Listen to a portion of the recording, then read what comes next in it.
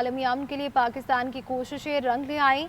पाकिस्तान की मेज़बानी में अमेरिका और ईरान के दरमियान मुज़ाकरात। वज़ीर-ए-आज़म शहबाज शरीफ अमन मिशन के लिए स्विट्ज़रलैंड पहुँच गए। तर्जुमान दफ्तर ख़ारजा के मुताबिक फ़ील्ड मार्शल सैयद आसिम मुनीर भी वज़ीर-ए-आज़म के हमरा हैं। मुफ़ाहमती यादाश्त पर अमल दरामद से मुतालिक आला सतह के मुज़ाकरात में शरीक होंगे। 17 जून को इस्लामाबाद मुफ़ाहमती यादाश्त पर दस्तखत के बाद ये पहला बाज़ाब्ता इजलास होगा। वज़ीर-ए-आज़म की ईरान, कतर, अमेरिका और स्विस वफ़ूद से मुलाकातों का भी इम्कान। पाकिस्तान ने बहरान के दौरान मुतवाज़न उसूली और तामीरी सफारती किरदार अदा किया। मुसलसल सफारती राब्तों ने मुआहदे की राह हमवार की। पाकिस्तान ने खित्ते में मुकालमे, इस्तेहकाम और पायदार अमन के फ़रोग़ के अज़्म का इज़हार किया। इसी पर हमारे साथ मौजूद हैं फ़रीहा अदरी साहिबा, बहुत शुक्रिया आपके वक्त का।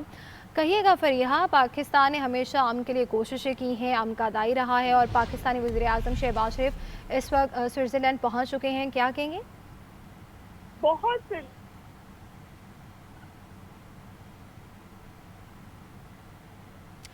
जी, आप सुन पा रही हैं फ़रीहा? जी जी जी फ़रीहा, बताएगा, पाकिस्तान ने हमेशा अमन की बात की है, पाकिस्तान हमेशा अमन का दाई रहा है और वज़ीर-ए-आज़म शहबाज शरीफ भी मुज़ाकरात के लिए पहुँच गए हैं स्विट्ज़रलैंड। जी वज़ीर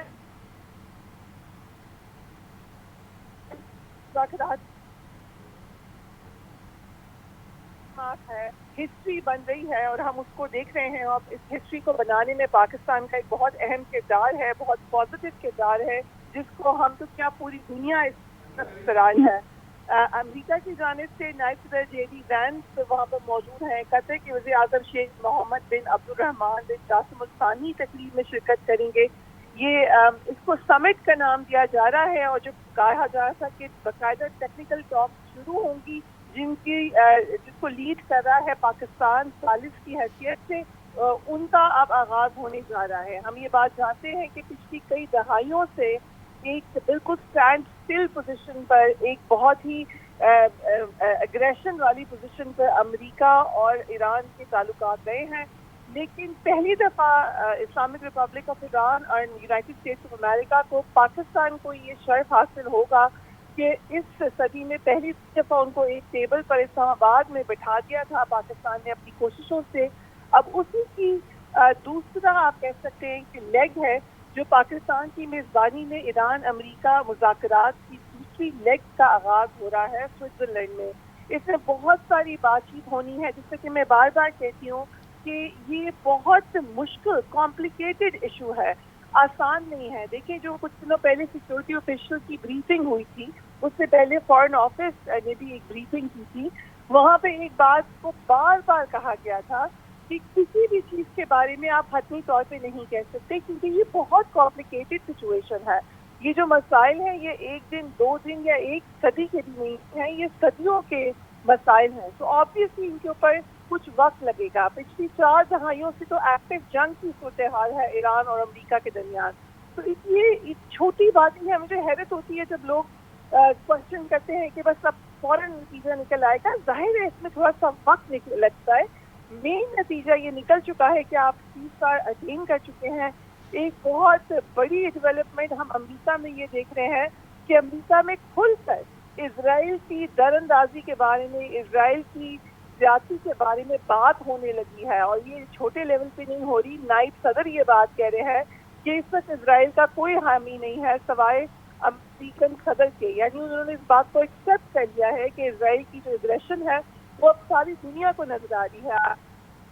तो इजराइल ने मिलकर ये जंग शुरू की थी और अब अमेरिका ने अपने आप को इससे बिल्कुल डिटैच किया है। तो ये बहुत लैंडमार्क आप समझें कि एक अचीवमेंट है और आलमी अमन में आप इसका बहुत ज़्यादा किरदार देखेंगे। शहबाज शरीफ साहब प्राइम मिनिस्टर अपने डेलीगेशन के साथ वहाँ पर पहुँच गए हैं। जैसे कि मैंने आपको कहा, कतर का डेलीगेशन है, जो ईरान का डेलीगेशन है उसने खास तौर पर सिंबॉलिकली उसका नाम शहीद बच्चों के, जो उनके 160 बच्चे शहीद हो गए थे इस जंग में, उनके नाम से मंसूब कर दिया है। वो बार बार सिंबॉलिकली ये बताते हैं कि वो नहीं भूलेंगे अपने शोधा को। हमारे इंटीरियर मिनिस्टर ईरान में मौजूद हैं, ज़ाहिर है वहाँ पे भी बहुत सारी बातचीत होनी है, जिसमें हम देख रहे हैं कि पाकिस्तान को लीडिंग पोजीशन حاصل ہے عالمی امن کے لیے جو کردار ہے اس میں پاکستان کی بات کو ہر کوئی سن رہا ہے. ایران کی طرف سے یہ بات کہہ دی گئی ہے کہ اگر آپ نے کسی بھی طریقے سے امپلیمنٹیشن میں تاخیر کی یا اس کے اوپر عمل نہیں کیا تو پھر معاہدہ جو ہے اس کو آپ سمجھیں کہ وہ ایک خطرے میں پڑ سکتا ہے. انہوں نے یہ بھی کہا ہے کہ اسٹریٹ آف ہارمز کو دوبارہ بند کر رہے ہیں کیونکہ ہم جانتے ہیں کہ اسرائیل ایز اے اسپوائلر نے دوبارہ لبنان پر اٹیک کر دیا ہے.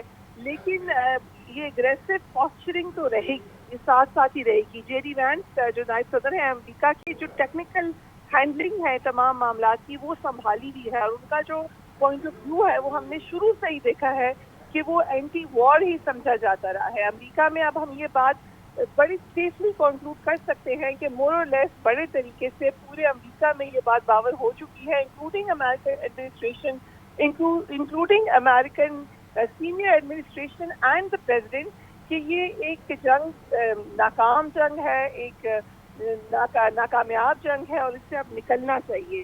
محسن نقوی جیسا میں نے کہا کہ ایران میں پہنچ گئے ہیں, وہ وہاں سے صدر پزیکشیان صاحب سے اور گارسی صاحب سے ملاقاتیں ان کی ہیں.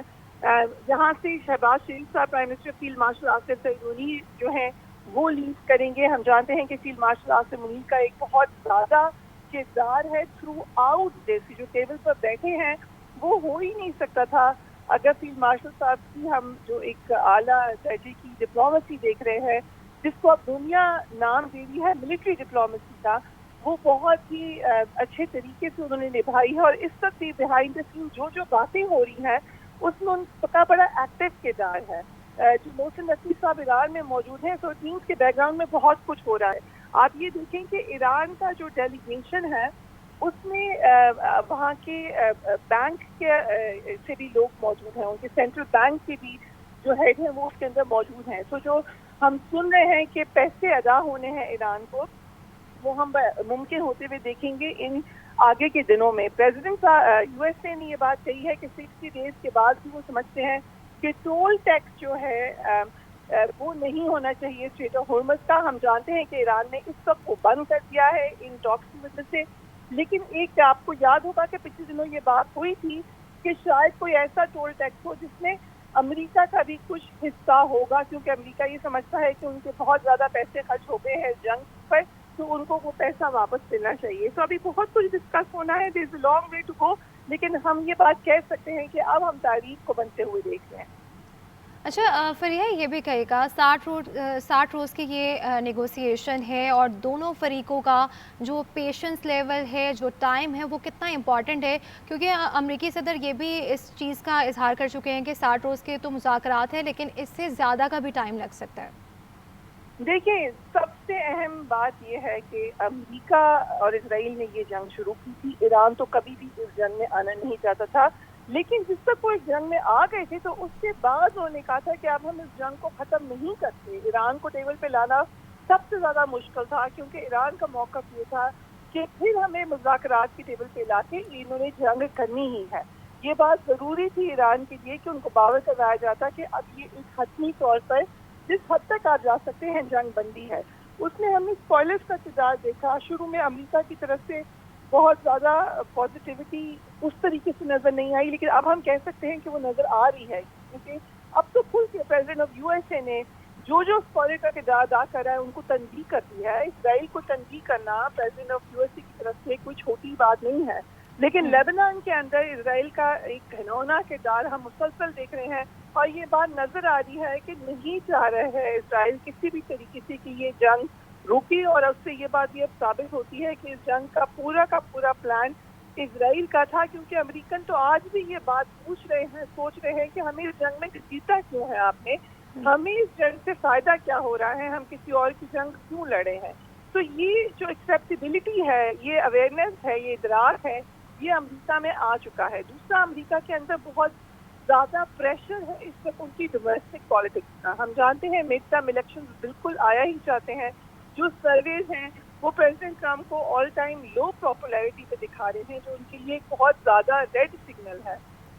دوسری طرف ہم جانتے ہیں کہ پریزیڈنٹ ٹرمپ کی یہ دوسری ٹرم ہے, اس کے بعد انہوں نے پریزیڈنٹ نہیں بننا, تو اب پریلیمنریز کا آغاز ہونے جا رہا ہے امریکہ میں. تو بہت زیادہ लोकल पॉलिटिक्स और उनकी अपनी पॉलिटिक्स में बातचीत होगी।